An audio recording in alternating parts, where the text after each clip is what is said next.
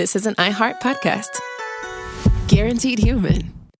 With no fees or minimums on checking accounts, it's no wonder the Capital One bank guy is so passionate about banking with Capital One. If he were here, he wouldn't just tell you about no fees or minimums. He'd also talk about how most Capital One cafes are open 7 days a week to assist with your banking needs. Yep, even on weekends. It's pretty much all he talks about, in a good way. What's in your wallet? Terms apply. See CapitalOne.com/bank. Capital One, N.A., member FDIC. Hi, Kyle. Could you draw up a quick document with the basic business plan? Just one page, as a Google Doc, and send me the link? Thanks.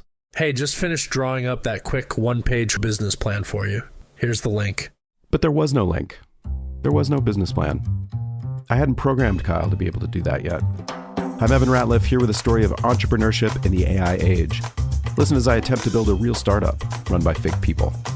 Check out the second season of my podcast, Shell Game, on the iHeartRadio app or wherever you get your podcasts. Brought to you by the reinvented 2012 Camry. It's ready. Are you? Welcome to Stuff You Should Know from HowStuffWorks.com.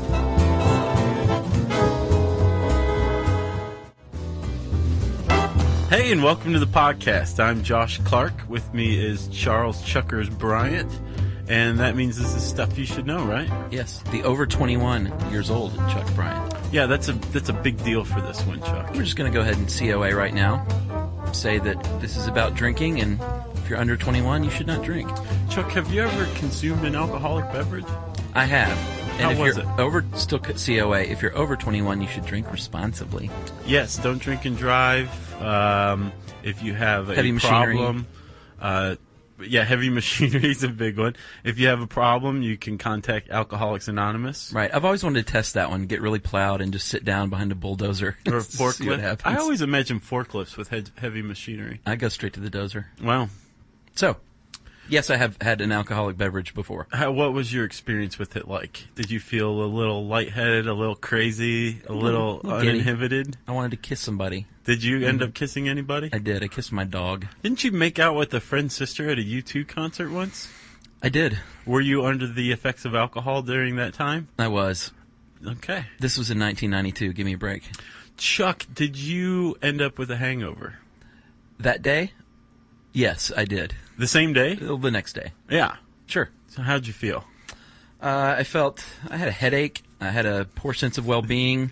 I had sensitivity to light and sound, diarrhea, loss of appetite, trembling, nausea, fatigue. You had the whole list, huh? Dehydration, anxiety, trouble sleeping, weakness. Wow. Yeah. That's a bad hangover right there. That's all the symptoms. You know, the one that always gets me the worst whenever I have a hangover is the loss of the sense of well-being. I feel like I am right there on the edge of danger. Everybody's gunning for me. I feel horrible the next day. Yeah, it's really bad. I've always assumed it affects my serotonin levels. Sure. Although I didn't see anything in this article about that. Right. I thought I was going to have to get taken to the hospital in Portland, Oregon one time. Did you? Yeah, the next day. Emily asked me, it was her friend's wedding. She said, "You okay? Do you need to go to the hospital?" And I went, "Maybe." And I was serious. Wow. So let's talk about this, Chuck. Yes. What are the mechanisms that lie behind the cursed and dreaded hangover? Visalgia? Yeah. Is that the correct pronunciation? That's how I took it. That's the formal medical name for hangover is Visalgia. Yeah, and it comes from a Norwegian word for uneasiness following debauchery, Sure. kavis, and a Greek word for pain, algia, which is weird. I've never seen Norwegian and Greek put together. I haven't either. But yeah, you come up with visalgia. Can I say that the Bible verse too? Yeah. Yeah, there's a Bible verse that talks about hangovers. It's Isaiah 5:11. Woe unto them that rise up early in the morning, that they may follow strong drink. In other words, I feel real sorry for you that you had to get up early if you got hammered last night. Yeah. Truer words have never been written in the Bible. Loose translation there. Yeah. So, so we've got that down. We have the word origin and a Bible quote, as is pretty much that's how we start every show. for whenever you talk about a hangover, Yeah. right? So what's going on there, Chuck? Well, there's a bunch of things. Let's go ahead and start with vasopressin. Yeah, here is, by the way, everyone, a cocktail party conversation tidbit. So at your next cocktail party, you might want to just bring this up? Uh-huh. Okay. It might be kind of depressing to bring this up actually at a cocktail party. Well, this is how you explain breaking the seal, which I know that you have experienced. Sure. It's crazy once you urinate, and we're going to stick to the clinical terms here, Chuck. Right. All right, let's keep it above the board. Breaking the seal, that's clinical. Yes. Once you urinate that first time after you've started drinking, it seems like you just keep going and going and going, and you can't stop. And you actually can't, right? Right. So vasopressin. Vasopressin, yes. When you drink booze, it enters your bloodstream, and the pituitary gland blocks the creation of vasopressin. And without this, your kidney starts sending water straight to your bladder, basically. Right, to the tune of 4 times more than you actually drink. So you drink 250 milliliters of alcohol, you can shoot out up to 1,000 milliliters or a liter. Is that the clinical term too? Shoot out. Yeah, so that's no mistake. If you've ever had a few beers and you're thinking, wow, this is so weird, I use the bathroom and now I can't stop, that's vasopressin right there. Right, and that's called the diuretic effect. As the presence of alcohol increases in the bloodstream, you expel a lot more water, right?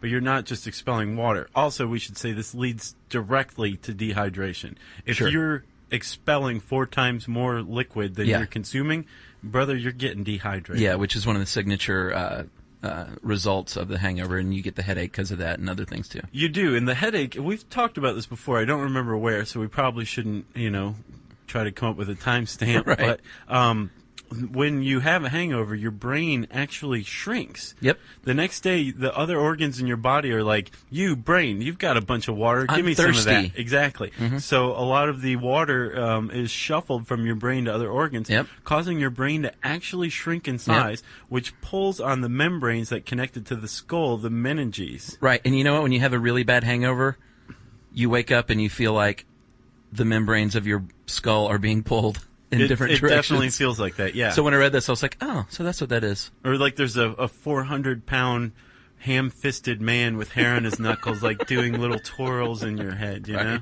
Yeah. Have you ever, speaking of breaking the seal, I don't think they did this in Athens at Georgia, but I know some friends at Georgia Southern, there were bars there that had the drink till you pee for free promotion.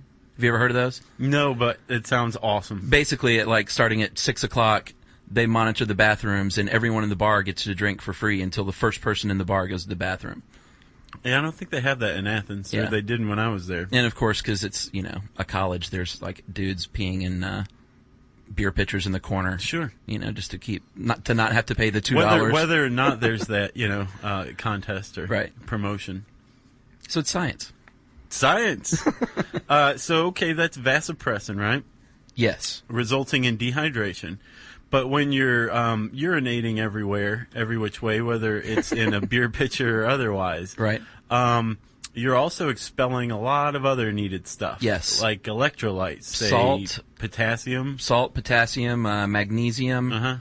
And these all affect how your cells function, how your muscles function. Right. And you're getting rid of it without putting it back in, so you're going to feel lousy.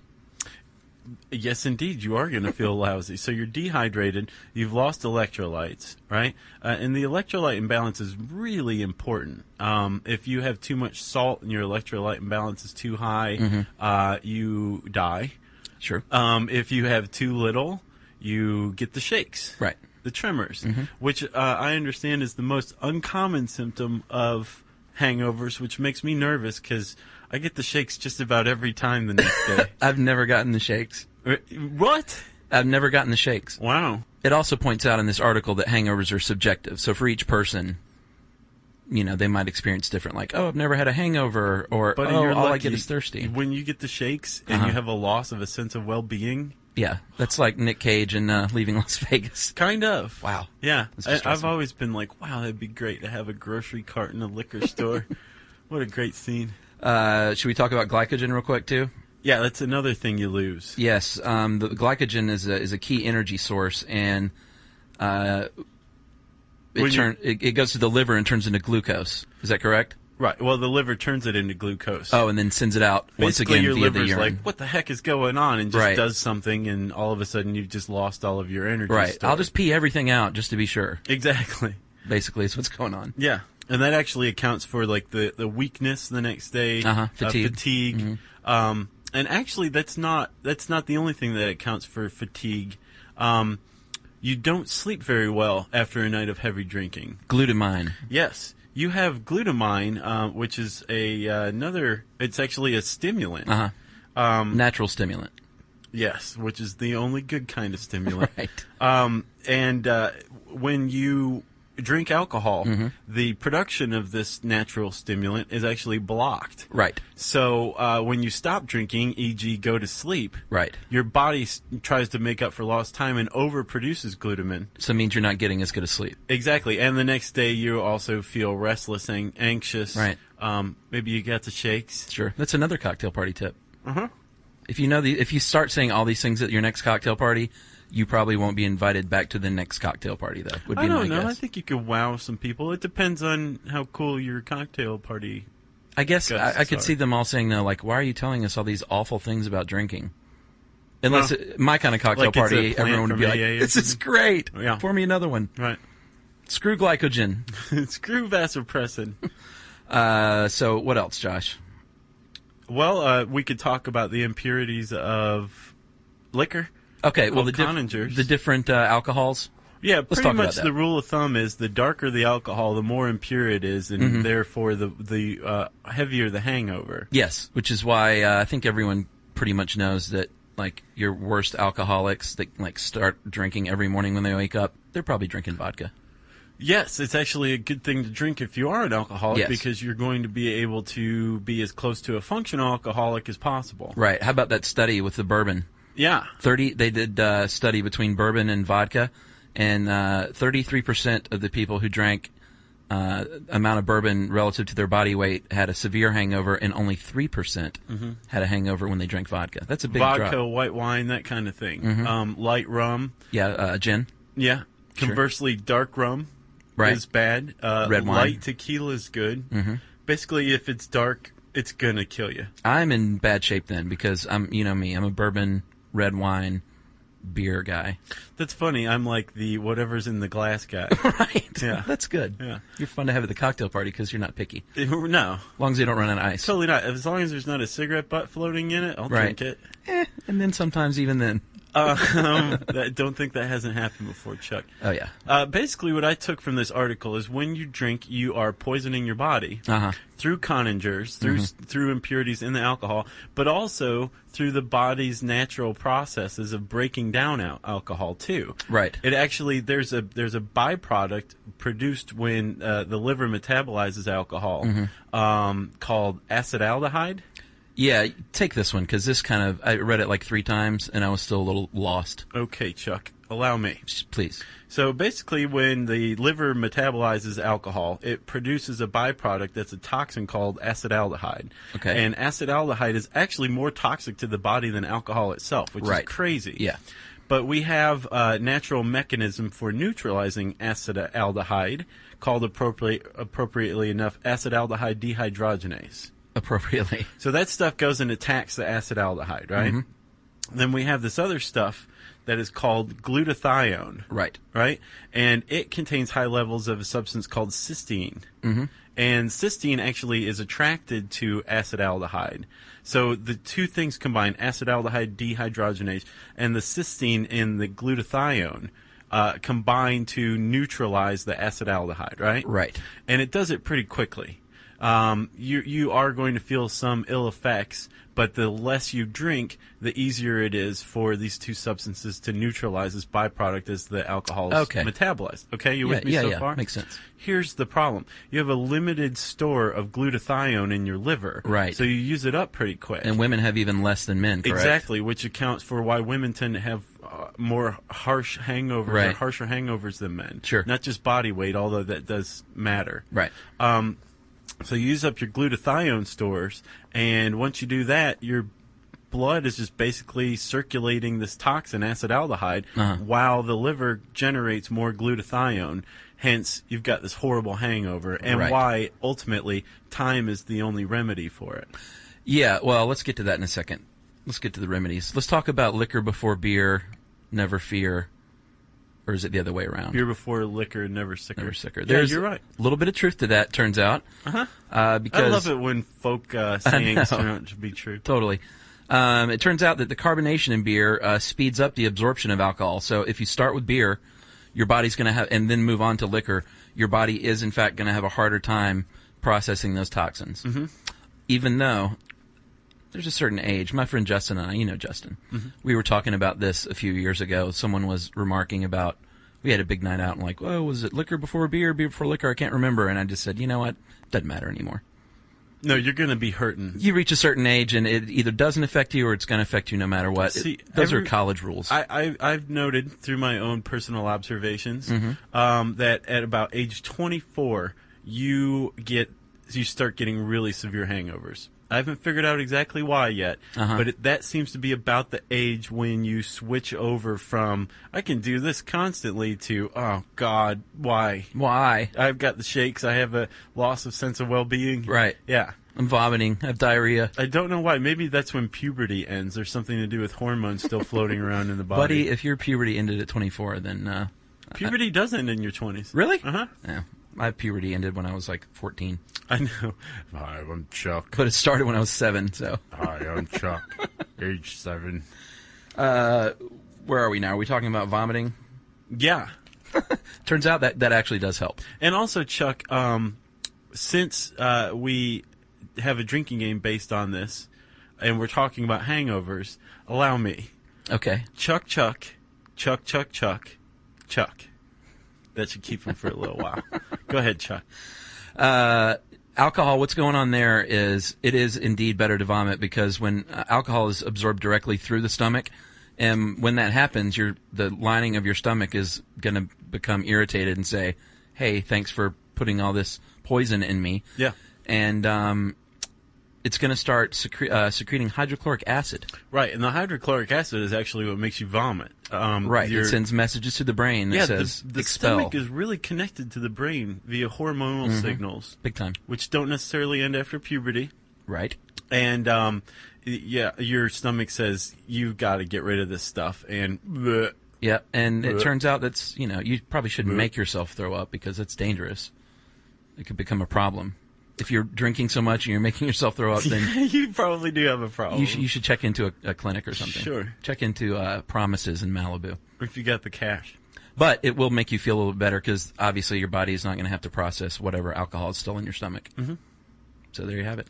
What are we on to now, buddy? I think we kind of nailed what it is. So should we talk about some of the cures that people spout? Yeah, there are plenty of hangover cures. Everybody's got one. Yeah, and actually, I'm surprised to find that some of them actually are real. Now that you understand what causes a hangover, you can actually identify what will help cure a hangover. Sure. Because really what's going on is you've expelled electrolytes. Yeah, it's biology. You've expelled your natural energy stores. You are dehydrated. Right. And your brain is shrunk. It's shrunk. Yeah. Sure. So what do you do to make yourself feel better? Chuck, my personal favorite is hair of the dog. Will that help me or no? It will not. You know where that comes from? It's the Bible again, isn't it? No. Nazareth? Medieval times, though, the hair of the dog that bit you, supposedly if you got bit by a rabid dog, you would take some of that dog's hair and apply it to your wound, and that would cure you. This is the same culture that buried a cat at midnight to cure warts. Yeah, exactly. Yeah. So just like that is false, hair of the dog, it's false as well. Having a drink the next day to make yourself feel a little bit better will not work. Might make you feel a little bit better in the short term, but ultimately you're just adding more toxins that your body's going to have to process, and you're kind of just staving off the inevitable hangover.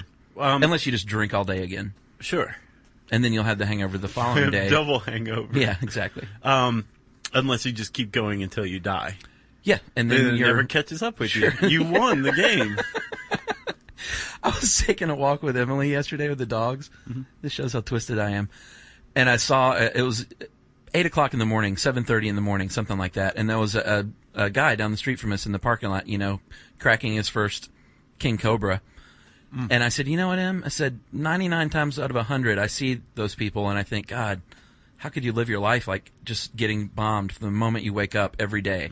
I said, but every once in a while, I think, What a way to live. You're right. They may she be on said, she said, what is wrong with you? Basically. And we kept she walking. keeps you in line, doesn't she? Well, she doesn't let me get up and get drunk every day, if that's what you mean. Yeah, it's keeping you in line. Yeah. Okay, she does.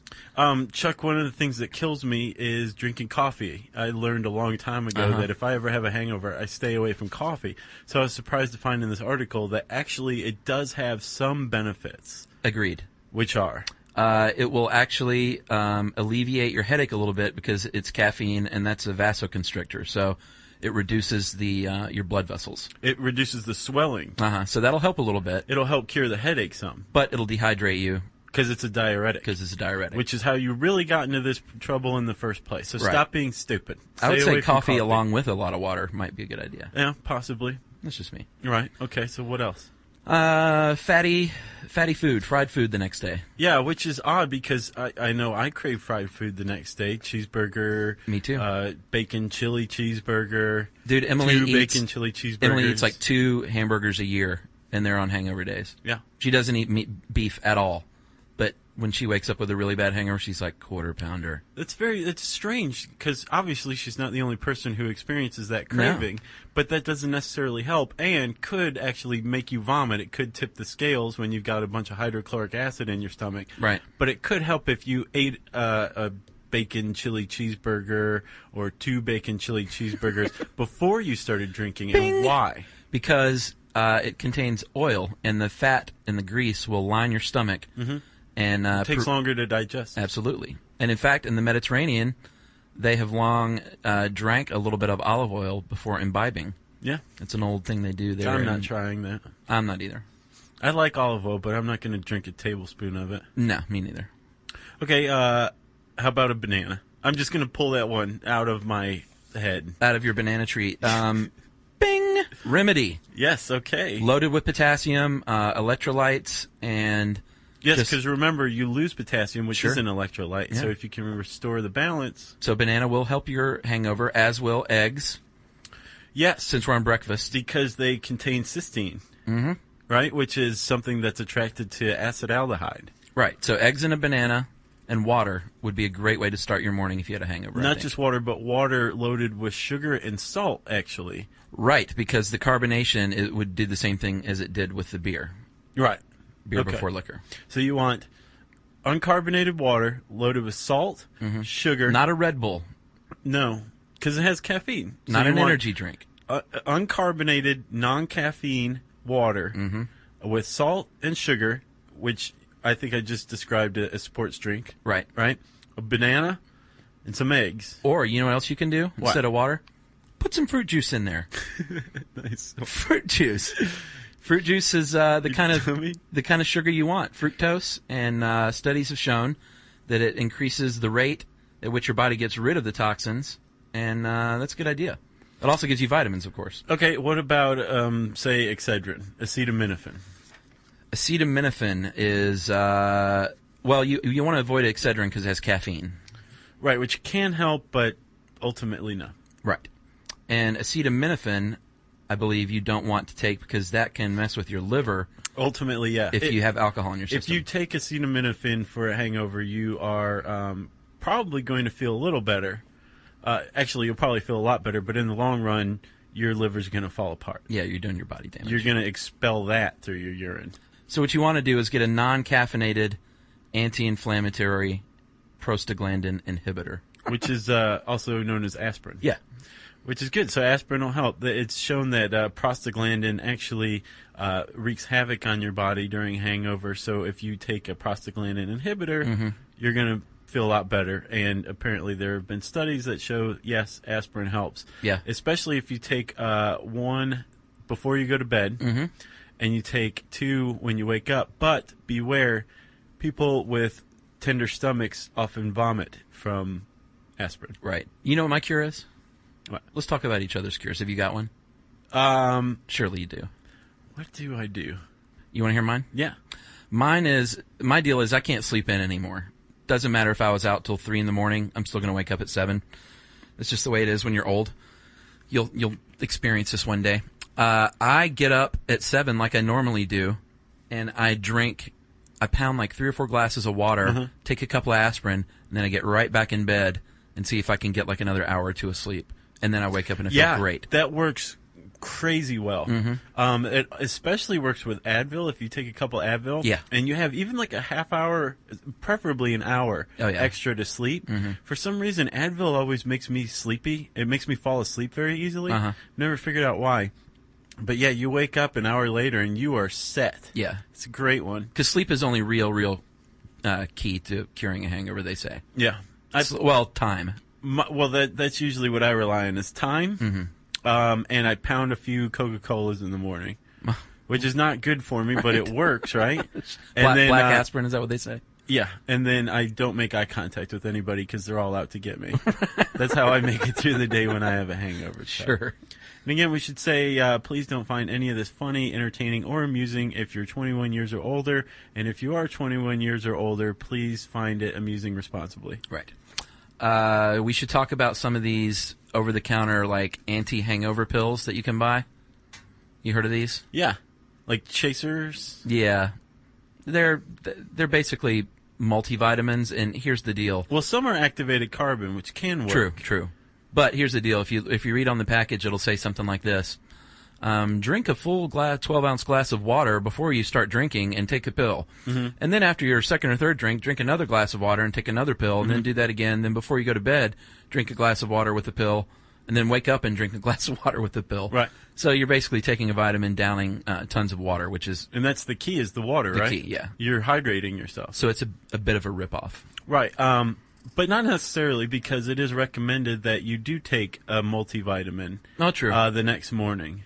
But just take a multivitamin. Don't pay for some hangover cure. You know what else helps is to actually be cognizant and not a total drunk while you're drinking. Yes. If you drink glass for glass water for alcohol, number one, it keeps you hydrated. But number two, it also paces your drinking. Yeah. So that your body has more time to process this alcohol. It's not just like boom, boom, boom, you know? I've gotten better at that. Have you? Oh, yeah, sure. I try to be, if I have like a big night out, I try to be pretty aware of drinking a couple glasses of water here and there, and I always will pound 2 or 3 glasses before I go to bed. Good for you, Chuck. That's the way to do it. All right, so there you have it. That's the hangover, right? Yeah. A couple other things you can do beforehand is eat, obviously, alcohol on an empty stomach is going to get you there quicker, but it will get you sicker and make you feel worse. You love rhyming. So, water, what else do you say? Multivitamins, drink in moderation, of course, is the key with everything. Watch what you're drinking. Red wine, bourbon, it's going to make you feel bad. Yeah. It tastes sugary sweet on your tongue, but it'll make you feel worse. Yeah. I'm in trouble, though. I wish I could learn to drink vodka. I just don't dig it. Vodka is so wonderful. Is it nice? Yeah. I drink gin and tonics occasionally during the summertime months, but I can't drink those. Gin actually makes me crazy. I have a self-imposed ban on gin. I won't drink it. I don't allow myself to drink it because it makes me nuts, and apparently I'm not the only one. In the 17th century, the UK actually banned, or I should say England banned gin because it was making everybody so nuts. Yeah. So gin was banned in England for a little while because people went like I did. Sure. You know, different alcohols do that. Tequila is notorious for making people violent and act out of sorts. Never had a problem with tequila. Me neither. My buddy Scotty has a red wine thing. Completely personality shift when he drinks it. Really? He becomes a completely different person. That's so odd. You know, Alexander the Great died from a red wine drinking competition. Really? One of his soldiers challenged him to it, and they apparently drank like 5 million gallons apiece, and Alexander the Great went off and died. Boy, I bet the alcohol back then was rough too, man. Yeah. You know? Yeah. They loved their wine. Those are the good old days. Well, if you want to learn absolutely every last detail there is to know about a hangover, you should read this fine article by freelancer Lacey Perry called How Hangovers Work. You can just type in hangover in the handy search bar at howstuffworks.com. Also, check out our kiva.org page. $2,500 and growing. So far, yeah. Very proud of you guys. You can help fund a loan for an entrepreneur in a developing country for as little as $25, and best part, you get it back. We have a team that's to be found at www.kiva.org/team stuff you should know. Right. And if that's too hard, you can click on community and then search stuff you should know. And we've been posting a link at the bottom of every one of our blog posts, too. Yes, we've got close to 100 members and about $2,500 raised, and it's pretty cool. Let's do listener mail. Okay, Josh, I'm going to call this Don't Kill Me, I'm Just the Enumerator. Okay. This is a good one. Hi, guys. Hope this finds you well. My name is Mark, and I live in Fishkill, New York, which is an interesting town. I was listening to the Gross National Happiness podcast, and you mentioned the census worker being killed. I thought I'd send an email. I was a Census Bureau worker in 2000. I was a carefree 19-year-old on summer break. My friends and I saw the ad in the paper and took the exam and became official enumerators, including a shiny plastic badge from the Treasury Department. Cool. To boot, he says. So our task was to travel door to door and talk to the people who didn't return their survey. Some people got the short form, some got the long form, and from what I remember, the forms were assigned at random. Usually the long formers didn't mail them back in, and that's who they usually had to confront. Did it go shake down? It's shaken down. People were downright mean when I knocked on their door. This is a good one. One man asked me to hold on for a second. He closed the door, and within a few minutes I heard the garage door open, and he drove out and waved. Goodbye. It's such a jerky move. One woman answered the door with a baby in her arms, shouting something at me. I heard dogs barking, and the next thing I knew, she had let the dogs loose on us, and I was running safely back to my the safety of my Buick Regal. I quickly learned my lesson, and when someone would open the door and give me the skinny on their neighbors who didn't mail their forms back in, I was happy. And I was even happier when it was a grandma who would offer me a cold drink. Because, you know, the old folks, they're just like, come on in, let's talk for a while. I'm so lonely. Exactly. I did not know, however, that enumerators were killed. I must have missed that part of the training. Most of the rants would be anti-government. They would say I was the man, told to get off their property, and all the expletives that go with it.